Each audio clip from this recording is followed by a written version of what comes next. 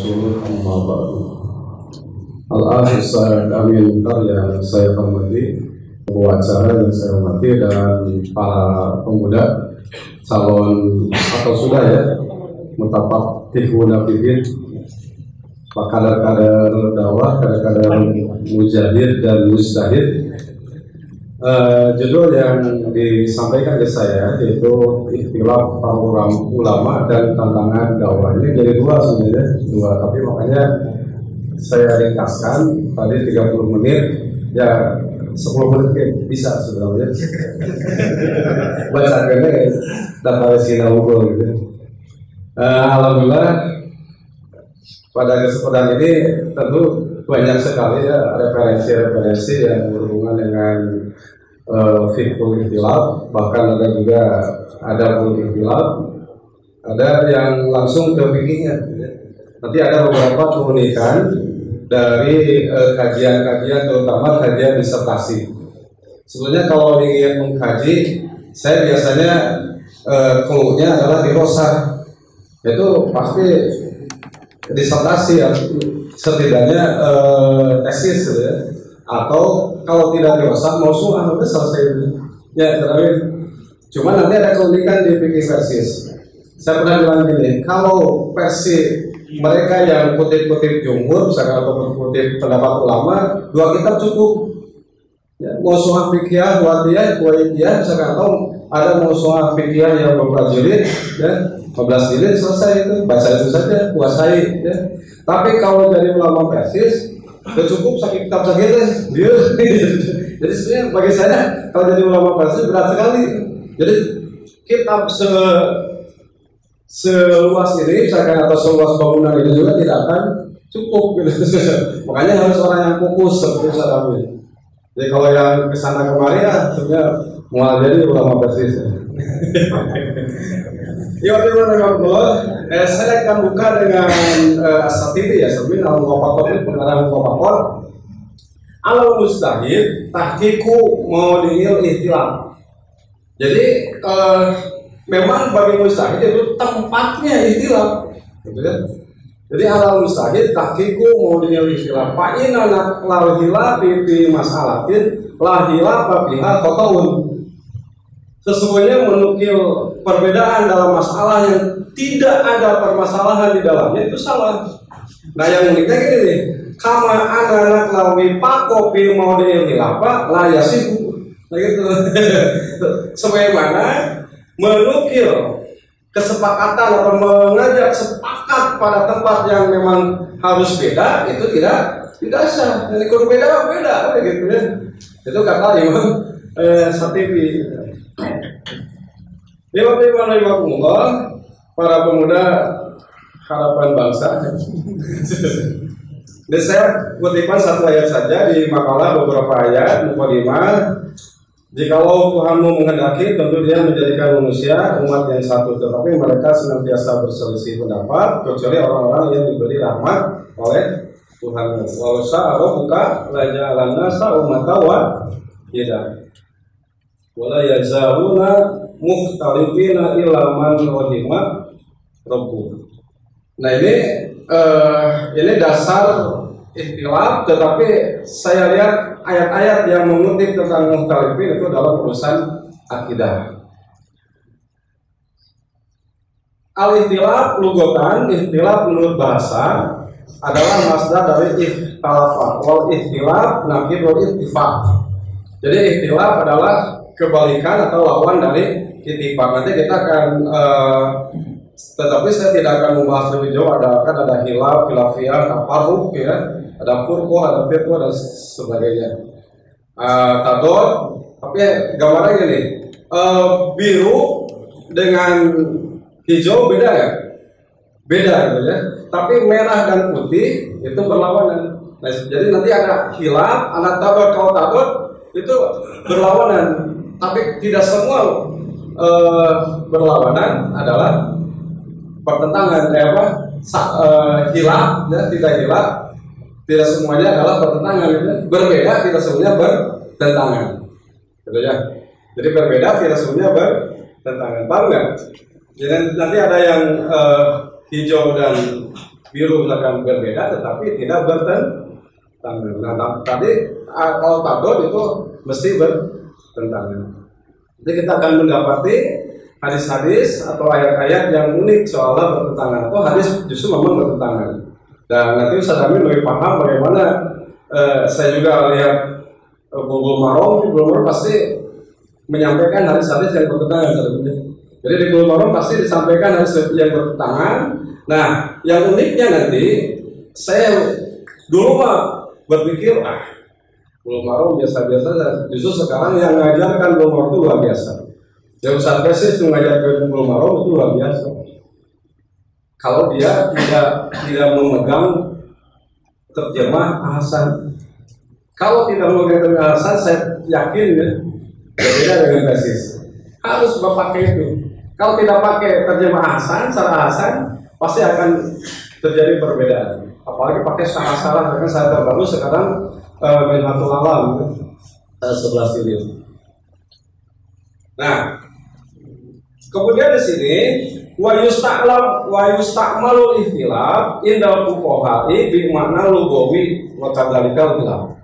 Jadi istikhlaf digunakan adalah secara lugawi menurut ahli fikih. Karena kalau secara bahasa, apalagi secara istilah yang kita kutip Al-Quran, maka itu pertentangan yang tidak diperbolehkan seperti ayat tadi. Tapi menurut definisi ini bahwa digunakan adalah secara bahasa, yaitu ya, perbedaan pendapat.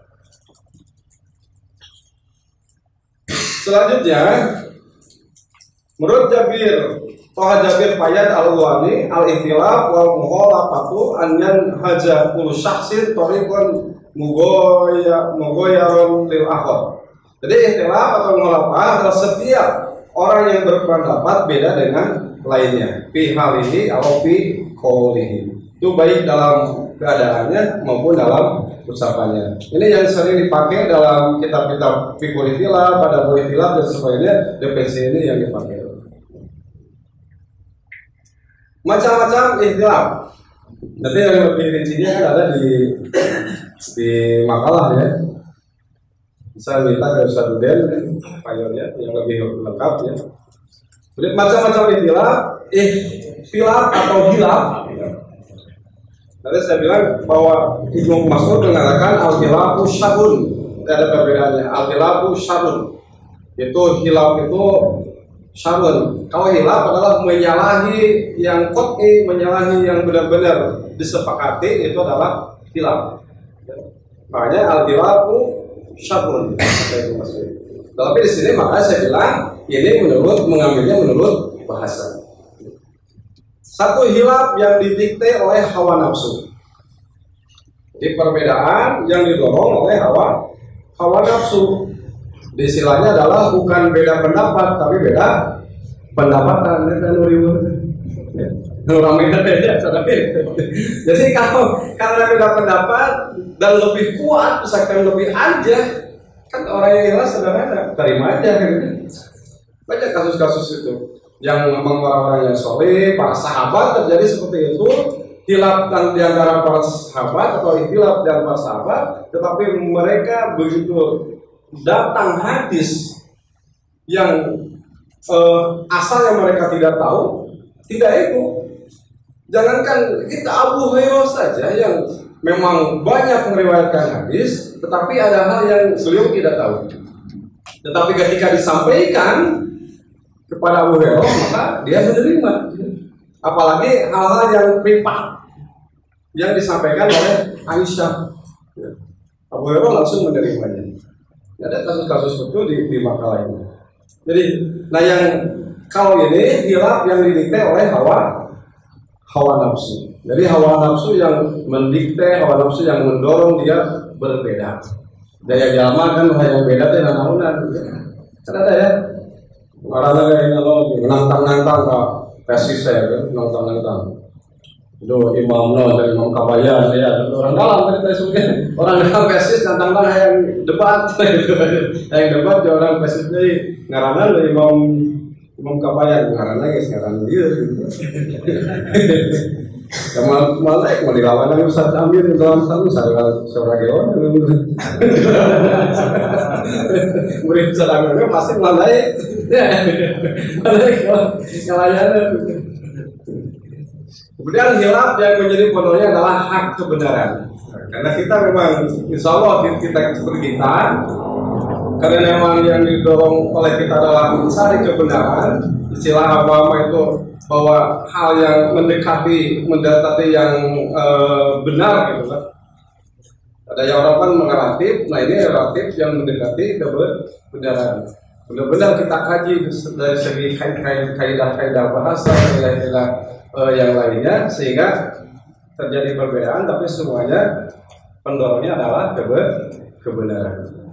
Ada lagi khilaf yang kecenderungannya terpuji dan tercela. Itu kan maksudnya terpuji itu apa? Kalau ia benar sesuai maka terpuji. Kalau dia salah sebenarnya tercela. Tetapi pada dasarnya dia tetap dapat pahala. Sebut ijtihadnya.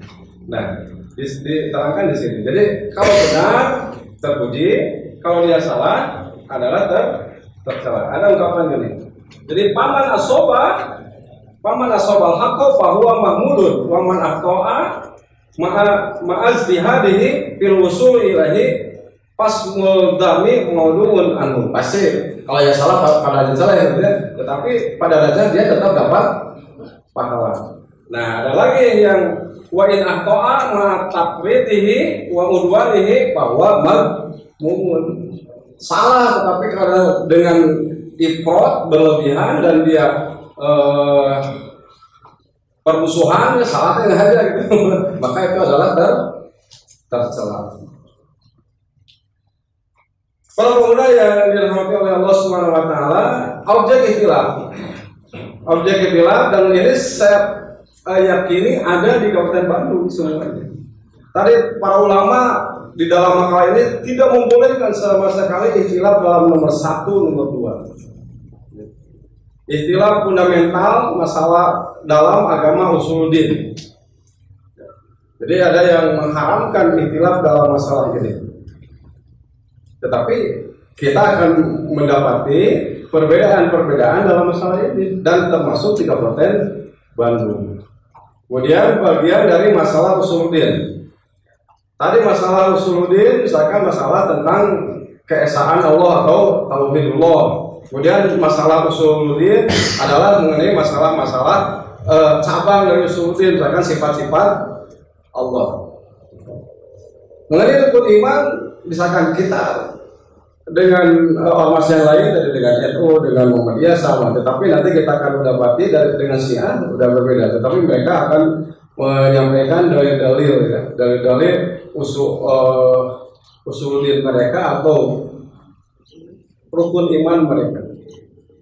Jadi kalau kita rukun imannya jelas misalnya dalam Quran, dalam hadis. Tapi kita korek mereka apa rukun imannya. Tetapi sebelum mereka menjawab, maka mereka akan membalikan. Ternyata di dalam Sahih Bukhari, Sahih Muslim, rukun iman itu tidak 6, ada yang 7, ada yang 5, ada yang seperti itu. Membalikan dulu dia. Coba tuh ada hadis-hadisnya tuh, lihat. Di Sahih Bukhari ada yang 7 rukun iman, ada yang 5 juga.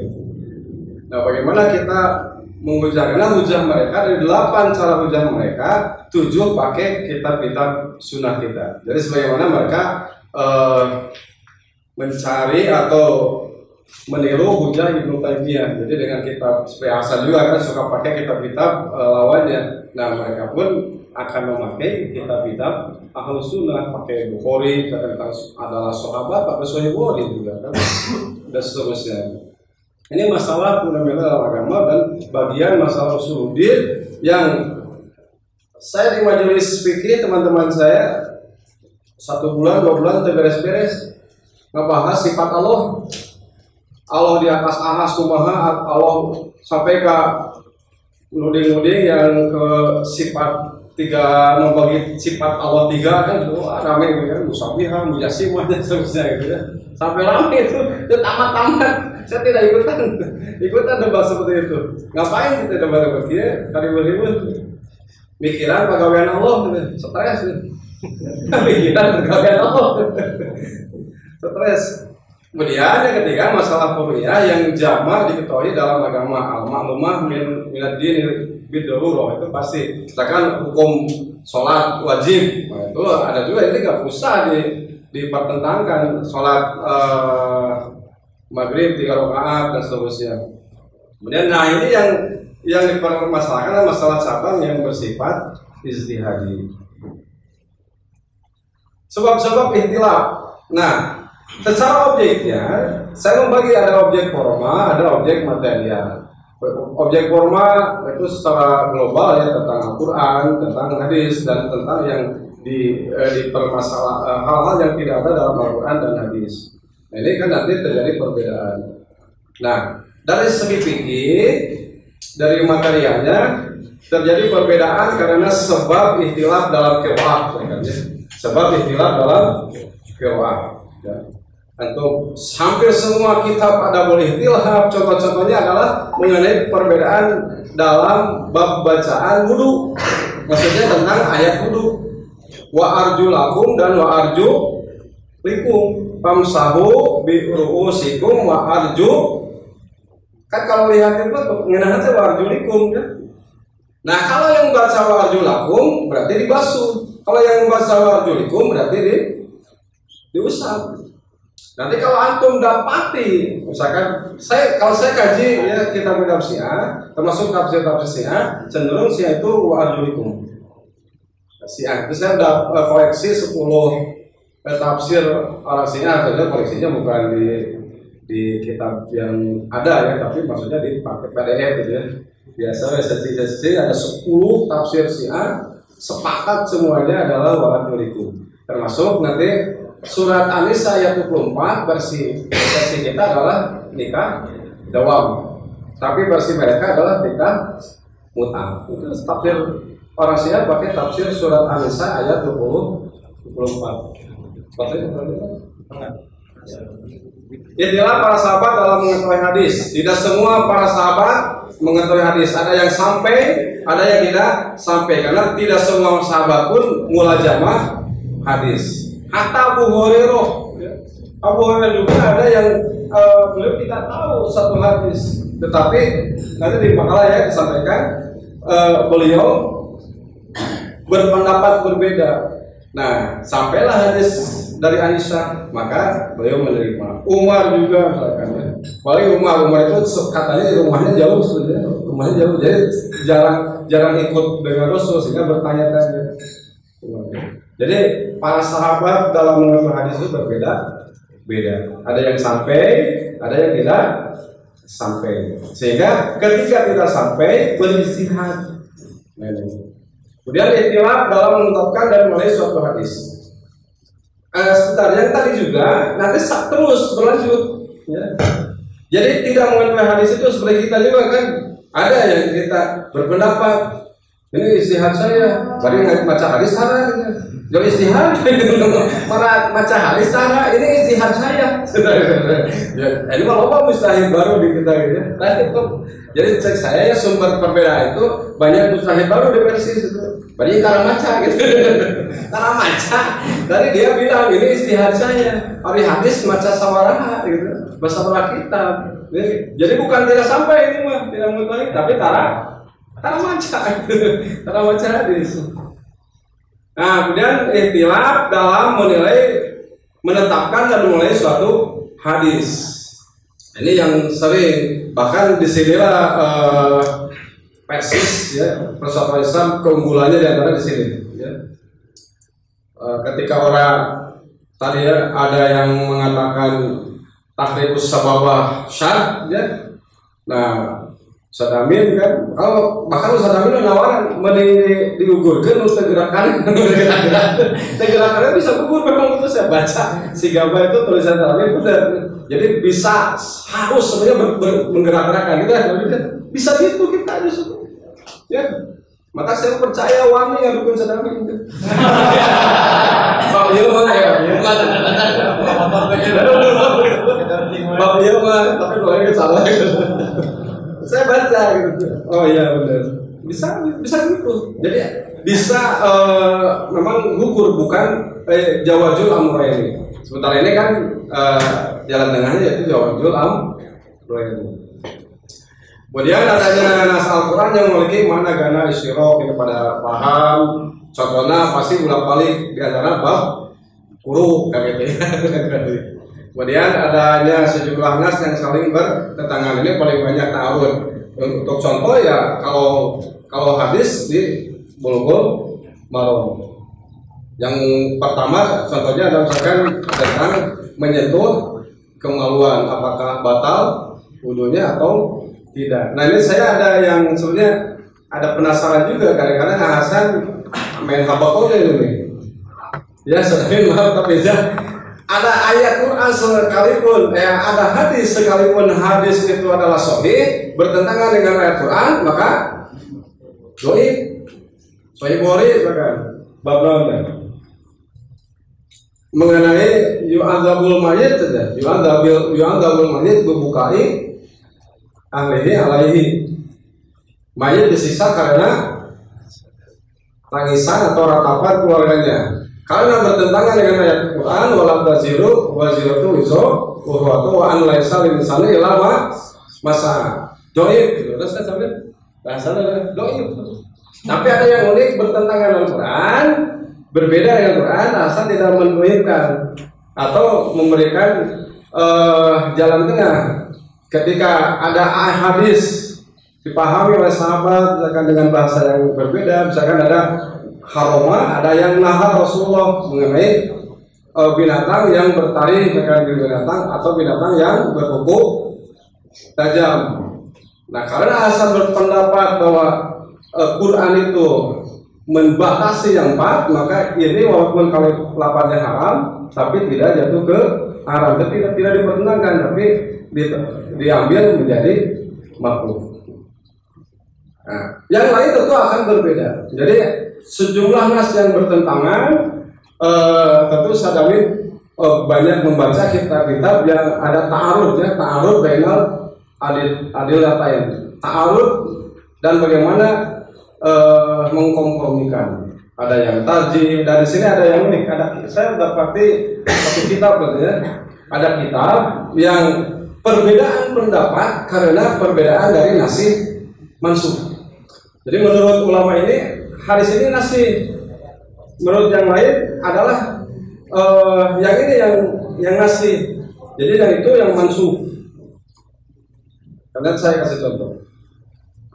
Adanya kasus-kasus tertentu yang tidak ada nasnya secara sharih. Nah, sejak zaman kontemporer ini tentu masih banyak ya. Ada kasus-kasus yang memang tidak ada dalam Qurannya atau tidak ada dalam hadisnya. Nanti para imam ada yang dengan kias, ada yang dengan istihsan dan seterusnya. Bukan perbedaan pendapat, ya. Dan dalam penilaian, makanya nanti saya gini bilang bahwa masalah kunut subuh saja yang di atas ya tadi, masalah bab sahihnya, maka itu disebut bukan bid'ah. Menurut saya itu, jadi yang kunut subuh bukan bid'ah karena ada hadisnya, ya, ada hadisnya. Tapi versi mereka hadis ini adalah sahih, bagi kita adalah dhaif. Tetapi memang karena kita berpikir kalau hadis dhaif memang tidak dikatakan Rasul, yang masuk bid'ah karena hasilnya dalam hal ini. Nah kalau yang terakhir ini adalah kasus-kasus yang tidak ada nasnya secara sharih, ya, persis banyak membahas bab itu. Dewan Isma juga banyak membahas masalah itu, bahkan ada yang mengusulkan yang dibahas oleh Dewan Isma itu ya hal-hal yang sebenarnya yang tidak ada nasnya, yang kontemporer. Kalau urusan fikih ya cukuplah pakai sampai istiqlal misalkan, atau sampai tidak mesti disidangkan di Dewan Isma. Seperti disidangkan kan banyak ya masalah transplantasi, organ tubuh, kemudian masalah-masalah sekarang kan yang muncul menguburkan, ya, atau mengurus yang jenazah yang mati karena corona.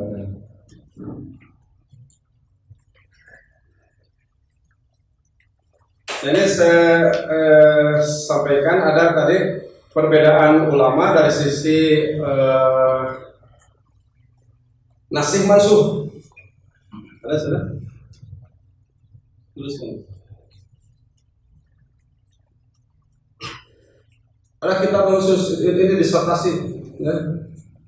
Almat labustani asyar ifradul iqomah. Kita yang ini jadi doktrin pun tadi doktrin Persis bener. Ifradul iqomah. Ari kaharti soal terjemahkeun naon? Ifradul iqomah. Ngahijikeun iqomah. Ifradul iqomah nya maksudnya koma sekali. Ada dari dulu juga ada disertasinya membahas termasuk al-ma'u minal ma'i ya. Kemudian ada ada baina suaibihar ya. Biasanya ada hadis itu. Jadi ada hadis-hadis yang kajiannya dikaji dari sisi nasikh mansuh. Terus tuh.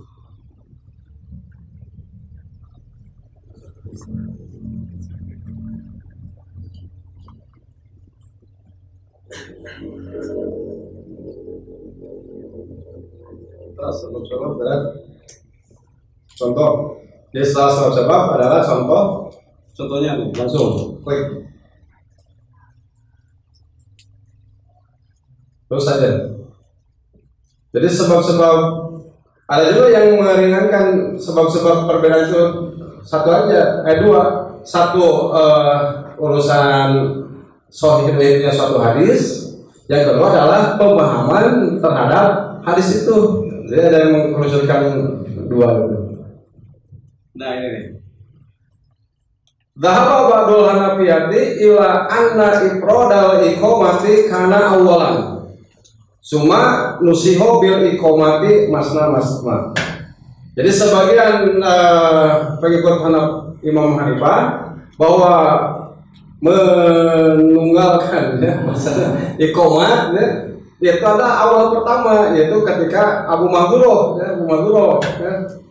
Kemudian dinasah oleh iqamat yang kedua tuh. Coba lihat pendapat. Jadi lamun ada neko-neko mah tadi ya udah teh hayang dikenal persis nu ieu hujannya gitu pakai nyerang. Jadi dulu pernah saya bilang ke Ustaz Rawan, saya dalam menghadap neko-neko mau loba aja hujan-hujan Ustaz jadi biasa. Yang hayang beda gitu di persis loba. Ya. Kan tinggal sekali kayak wah ini kalau misalkan ini kita ngumpul udah neko-neko banyak sulit kalau kita mau wah gitu ya. Ini satu aja yang ini kita pakai padahal ada wa akasa al-hazimi padahaba ila anna ifradal iqamah wa nasikh. Nah ya udah aja orang makan dia jadi ifradal iqamah itu penasih lil iqamati masna watabayana minhu anal qaul bin nasih. Nah, kata pengarah itu doktor ini disertasinya, maka jelaslah bahwa pendapat nasih itu adalah salah satu sebab perbedaan fuqaha dalam satu masalah. Itu banyak tuh dari segi toharoh sampai ke bab yang lainnya tuh dikaji dari segi nasih dan mansuh. Ya, termasuk tadi al-ma'u minal ma'i. Mana yang nasih, mana yang mansuh ya. Nah, pengaruh negatif ikhtilaf jika saja ya. Ini ada padahal ini pengantar kitab Rahmatul Ummah Bihtilabil A'immah. Itu pengarangnya adalah Asy-Syafi'i, tapi pensarahnya adalah Salafi, salahnya Salafi. Makanya ungkapannya unik nih, Salafi ini. Wa min taqlidi wa ta'assubi lil madhahibi faqidatil ummatul hidayata bil kitabi was sunnah. Dengan taklid dan ta'assub terhadap madhab, maka umat kehilangan petunjuk terhadap kitab dan sunnah. Wah, asal qaul yang ada adalah yang tinggal qaul bistida di babil istihad. Jadi qaul itu menutup pintu istihad. wasorotis syariatu ya aqwalul fuqaha, dibalik gitu. Jadi syariah jadi qaul fuqaha wa aqwalul fuqaha ya syariah. Jadi qaul fuqaha jadi syariah, pendapat Imam Syafi'i, pendapat Imam Hanafi, pendapat Imam Hambali atau Imam Maliki sebelumnya itu jadi syariah. Kan terjadi gitu di antara kita ya. Tapi jangan-jangan kita juga kaul ahasan jadi syariah kan itu. Kaul susat amin jadi syariah.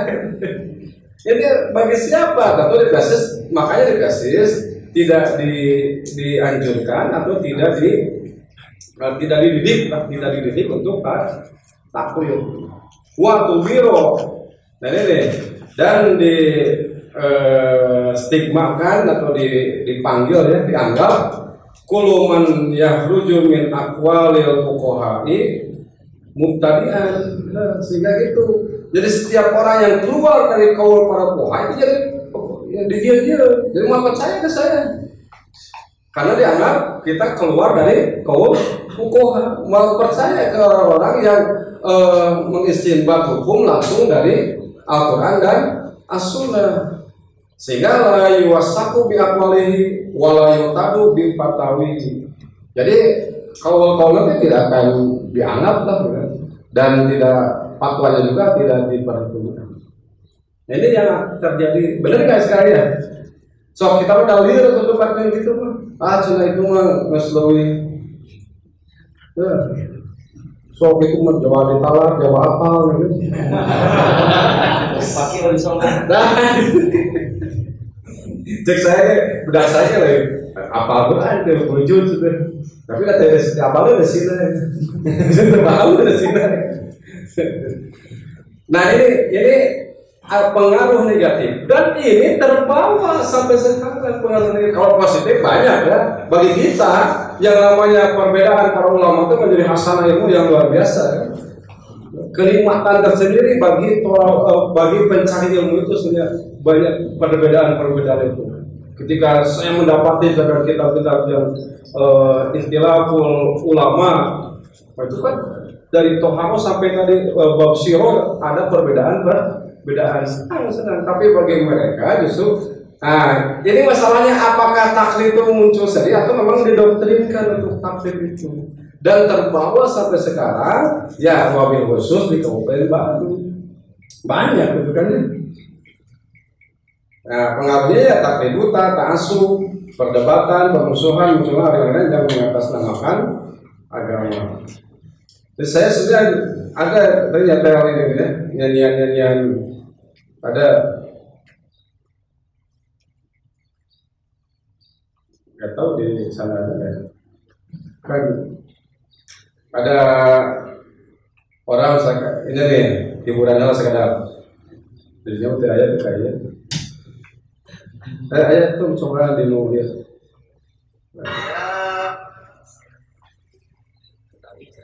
tentang itu artinya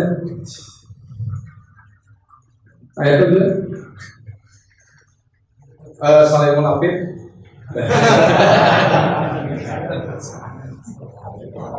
Dino, nah itu ya, kapan itu sedapin begitu, aku selesai. Pada nyanyi terkait biasa. Ini pengiringnya dangdut. Coba dangdut kita fatwa itu bid'ah kan, salawat diiringi dengan dangdut. Apalagi kalau di Jawa Timur Jawa Tengah udah gini, yang namanya itu sudah gini gitu kan. Dan ini banyak sekali mereka. Dan kalau kita kasih tahu bahkan balik pertanyaan ya. Ya. Saya ringkaskan aja ya. Waktunya terbatas. Jalan lagi aja Ibu. Nah, terakhir sesuai tantangan dakwah ini global ya, baik di internasional, nasional, ya wabil khusus di Kabupaten Bandung. Pertama, tantangan dakwah itu sendiri dari godaan hawa nafsu. Jadi bukan karena beda pendapat, tapi karena beda pendapatan. Jadi biasa menang duit, tiba-tiba proses diharam tuh dibidahkan, aku nggak mau kan? Ya, lain dari teman saya, tuh aku bicara tinang mas mah sekali, tapi tinang ageng nama tinang murabger. Jadi abi mah atau mulai ngomong. Nah ini. Kemudian tantangan dari kelompok maupun golongan yang menyebabkan terjadinya konflik dari intern ya, termasuk dari dalam persis. Nanti kita ikhtilafnya bagaimana dan bagaimana mentauhid atau apa ya, mentarjih ya terjadi perbedaan itu. Ada juga nih tantangan ke kita nih, ya kalau saya udah pasti kesempat. Jadi diharapkan yang Ustaz Amin deh. Menjawab ya, buku pintar berdebat dengan Wahabi. Di Jerman kan masalah-masalah yang menurut kita nggak final terkait tentang apa ya, yang mudah tentang apa tabaruk ya, tawasul dan sebagainya. Bahasanya kan buku pintar berdebat, jadi lain di ya kan kesini kan judulnya kan banyak ya provokatif. Ada lagi katanya bid'ah, ternyata sudah. Oh itu berkata dari yang muncul. Kemudian dari eksternal ya, tentunya sebagaimana surat Al-Baqarah ayat 120. Ini sebenarnya ada di Kabupaten Bandung kan, masalah-masalah yang berhubungan dengan apalagi dengan dikira hilang karena ada corona, hilang LGBT kan. Ada judulnya dulu judul buku indahnya kawin sesama jenis. Nah, karena faktor yang lain adalah faktor ya pemerintahan sebenarnya. Jadi juga perlu kita cermati sehingga munculnya kembali aliran sesat mereka berani karena pemerintah atau memang mereka sendiri termasuk memang penggemarnya. Nah, itu yang luar biasa nih, yang tantangan bagi kita. Jadi bukan ikhtilaf ya, sebenarnya kalau ikhtilaf karena hak tidak masalah, tapi karena hawa nafsu atau karena memang didorong oleh hal-hal yang memang ingin menyesatkan. Sebagaimana Al-Quran, orang kafir itu mereka mengeluarkan segenap kemampuannya liyasuddukum an sabilillah. Itu ya, sampai sekarang. Kalau masalah saya terus terang ya, sebenarnya Syiah itu paling kuat tuh di seluruh saya sebenarnya. Itu karena mereka senior NI. Jadi yang Syiah itu eksodusnya dari NI. Jadi NI yang KW 9, NI yang memang mereka doktrin jadi paman saya. Kemudian mereka pindah ke Syiah itu Kabupaten Bandung semuanya. Jadi dari Jamus semuanya hampir semuanya itu pindah ke Syiah. Bahkan yang kalau pangalengan ya mengakunya simpatisan sih semua. Pak Iwan itu sendiri kan dia memang dekat ya dengan PSI. Termasuk ya kelompok-kelompok oleh BIN beberapa tempat kita dapat informasi di sini ada ISIS itu banyak juga ya, mereka mengkafirkan kita ya. Itu banyak di Kota Bandung termasuk Pamungkut ya. Bahkan yang mencengangkan ketuanya ABI itu adalah orang Pamungkut juga. Kita masuk ke sana Pamungkut itu di Bojongkonen ya. Terus dari siapa ya, dari Kesbangpol yang dapat. Baik, Iman itu saja yang dapat saya sampaikan. Nanti luasnya dapat ilmunya insya Allah akan disampaikan oleh Ustaz Amin. Assalamualaikum warahmatullahi wabarakatuh.